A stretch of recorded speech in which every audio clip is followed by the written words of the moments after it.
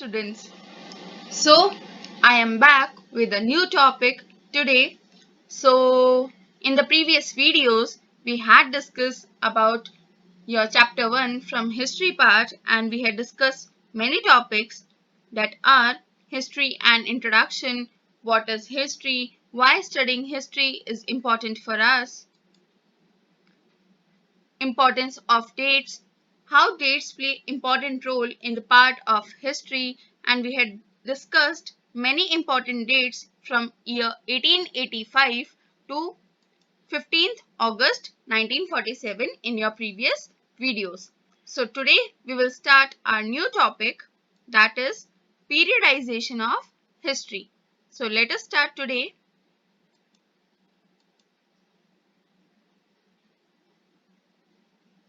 Okay, so here we are. Periodization is the process or study of categorization the past into discrete, quantified, named blocks of time. First of all, there is a word periodization. What does this word? क्या मतलब है इस word का periodization? आप लोग school जाते हैं, school में भी आपके पर्टिकुलर पीरियड्स आते हैं. वो पीरियड्स क्या हैं? और कुछ नहीं, पूरे टाइम को एक पर्टिकुलर लिमिट में, एक पर्टिकुलर ब्लॉक में डिवाइड कर दिया हमने, ताकि हम उस टाइम को इजीली हमारे अंदर गैदर कर पाए, उसको प्रॉपर कैटेगराइज कर पाए. ये पीरियडाइजेशन और कुछ नहीं, जितनी भी अब हमारा पास्ट है, जितने भी पास्ट इवेंट्स हैं, जितनी भी हिस्ट्री कंसिस्ट करती है, वैसे तो हिस्ट्री कभी भी एक लिमिटेड पार्ट नहीं हो सकती. हमने प्रीवियस वीडियोस में पढ़ा था कि आज जो हम कर रहे हैं वो कल एक हिस्ट्री बन जाएगी. तो हिस्ट्री को कभी आप एक डायरी में नहीं बांध सकते, पर जो मेन पार्ट हमें याद रखना है या जो भी बीत गया, अगर उसको हमें समझना है, उसे स्टडी करना है प्रॉपर, तो पीरियडाइजेशन करना उसका बहुत ज्यादा जरूरी है. पीरियडाइजेशन वो प्रोसेस है जिससे आप पूरे हिस्ट्री में जितना भी पास्ट है उसको डिवाइड कर देते हो अलग अलग ब्लॉक्स में, अलग अलग टाइम कैटेगरी में.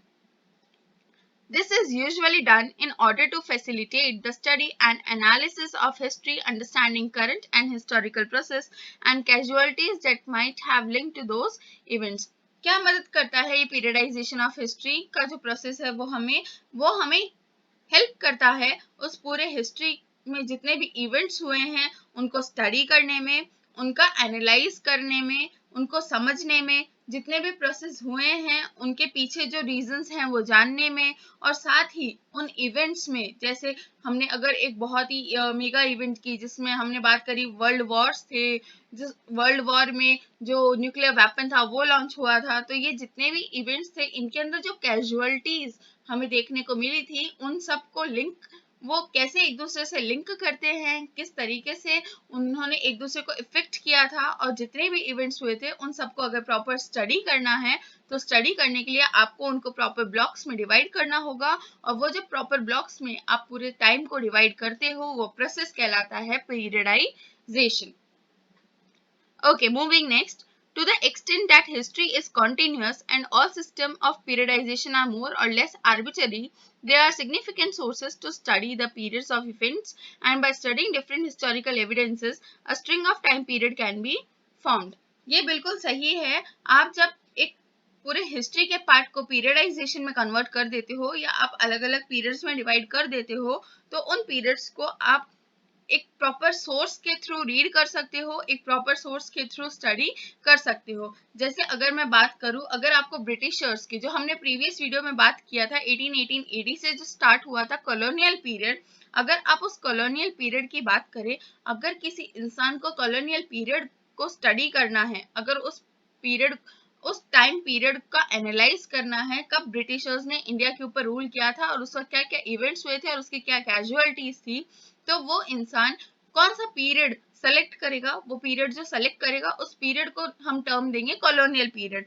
तो ये कॉलोनियल पीरियड और कुछ नहीं, एक पर्टिकुलर ब्लॉक है टाइम का जो हिस्ट्री में हो गया, बट अगर आपको उस पर्टिकुलर ब्लॉक ऑफ टाइम को स्टडी करना है तो आपको वो पीरियड, वो ब्लॉक स्टडी करना होगा, और वो ब्लॉक तभी पॉसिबल है जब आपने उस इवेंट को एक पर्टिकुलर पीरियड में डिवाइड किया होगा.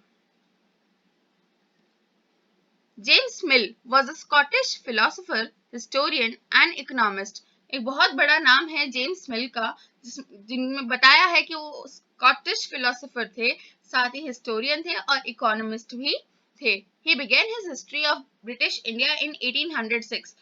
स्टूडेंट्स मैं आपको बता दूं, यहाँ जो ये मेंशन है हिस्ट्री ऑफ ब्रिटिश इंडिया, ये एक बुक का नेम है, हिस्ट्री ऑफ ब्रिटिश इंडिया, जो कि स्टार्ट करी गई थी, इन्होंने खुद ने लिखी थी।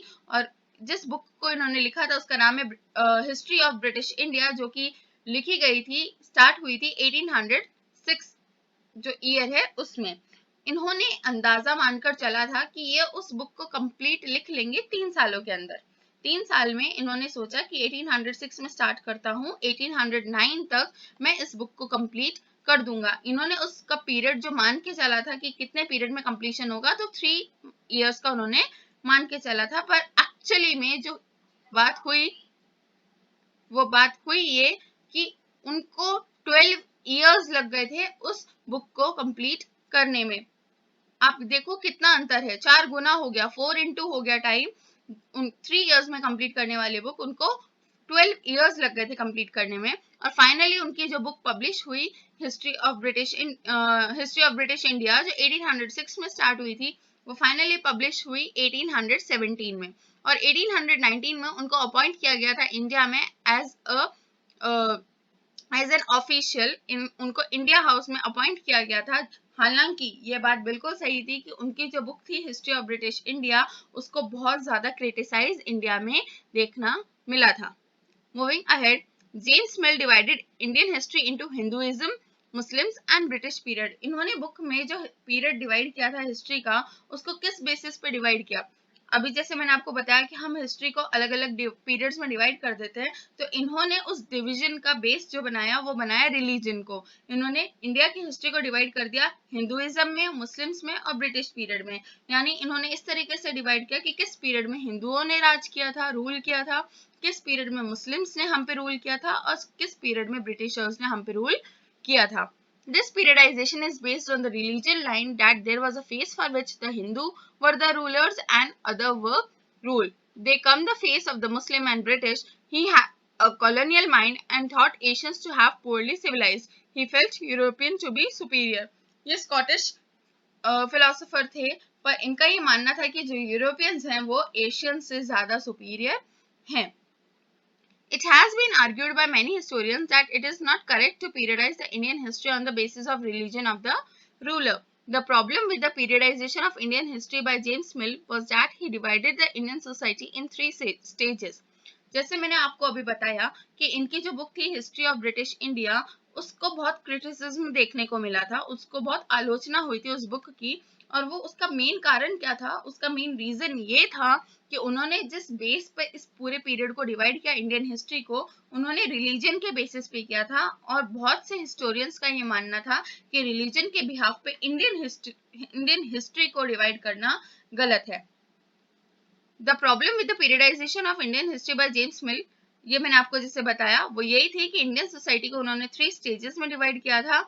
हालांकि उस वक्त अगर आप किसी चीज की आलोचना कर रहे हो तो उसको सही करने का कोई सही तरीका भी बताओ। पर उस वक्त हमारे हिस्टोरियंस के पास में इसके आलोचना करने, उन्होंने इसकी आलोचना तो करी, आलोचना करने का रीजन था, उनके पास में कारण था, पर उस आलोचना को सुधारने का कोई और दूसरा कारण उनके पास में वहां पे मौजूद नहीं था, अवेलेबल ही नहीं थी उनके पास कोई और कंडीशन कि अगर कोई पूछे कि रिलीजियस बेसिस पे नहीं तो फिर किस बेसिस पे डिवाइड करे, तो उनके पास में इसका कोई आंसर नहीं था। हालांकि उन्होंने एक सजेशन दिया था, ये सजेशन ये था कि during the Muslim and British there were thousands of Hindus and Muslim princely states. In fact, through this periodization, he tried to divide the people with their own specific identity, which was not correct. उनका ये कहना था कि मुस्लिम और British time पे हिंदू और Muslims के princely states भी थे, तो उस वक्त अगर आप इनको रिलीजन के बेसिस पे डिवाइड करते हो तो वो इनकी आइडेंटिटी के लिए सही नहीं होगा।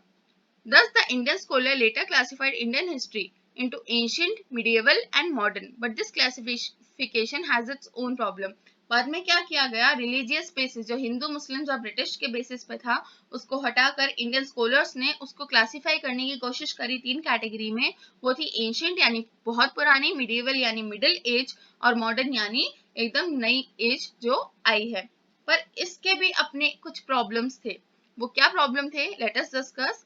This periodization is borrowed from the West, where modern period is associated with the growth and development of science, rationalism, humanism, logic, freedom and equality.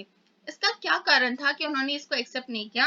क्योंकि ये जो चीज थी, ये जो कॉन्सेप्ट था, ये जो कैटेगराइजेशन था, ये हमने वेस्ट से यानी पश्चिमी देशों से लिया था, इसको हमने पश्चिमी देशों से अपनाया था और वहां पर इनके एक अलग ही परिभाषा थी, इनके एक अलग ही डेफिनेशन थी. उनके नजर में मॉडर्न यानी वो एज जहाँ पे बहुत ज्यादा डेवलपमेंट हो, बहुत ज्यादा ग्रोथ हो. पर हमारी कंट्री की बात करें तो हमारी कंट्री में आप ब्रिटिशर्स के एज को मॉडर्न नहीं कह सकते, क्योंकि उस वक्त इंडियंस की कंडीशन भी सही नहीं थी. तो अगर हम ग्रोथ और डेवलपमेंट के टर्म में ब्रिटिशर्स के टाइम पीरियड को मॉडर्न टाइम पीरियड टर्म करते हैं तो वो एक तरीके से गलत हो जाएगा, क्योंकि उस वक्त इंडियंस की कंडीशन मॉडर्न नहीं थी. इसलिए बेटर ये है कि हम उस टाइम पीरियड को ना तो मॉडर्न, ना मिडिएवल, ना एंशिएंट, ना ही हिंदूज, ना मुस्लिम, ना ब्रिटिशर्स, बल्कि हम उस टाइम पीरियड को इन किसी कैटेगरी में न डालकर एक बहुत ही सही वर्ड जो है इस पीरियड को टर्म करने के लिए वो बना है colonial.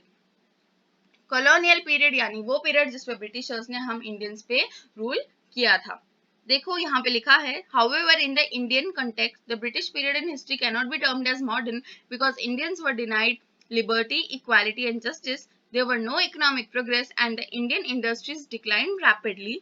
Thus it is appropriate to term this period as colonial. बिल्कुल सही है, उसको आप किसी और कैटेगरी में ना डालकर इस एक वर्ड की कैटेगरी में डाल सकते हो, that is called colonial period. वो पीरियड जब ब्रिटिशर्स ने इंडिया के ऊपर रूल किया था. So this is what I call completion of this topic, periodization of history. बहुत ही इंपॉर्टेंट चीज कि हमारी जो हिस्ट्री है वो कौन सी बुक में पीरियडाइज करी गई थी, which book was written by James Mill, what is the name of that book, how many years it took to complete, and what is the basis of categorization of history in this book. I hope you will all read this paragraph or read this topic at your homes, and if you had any query you can ask me. I'll try to solve in the next video.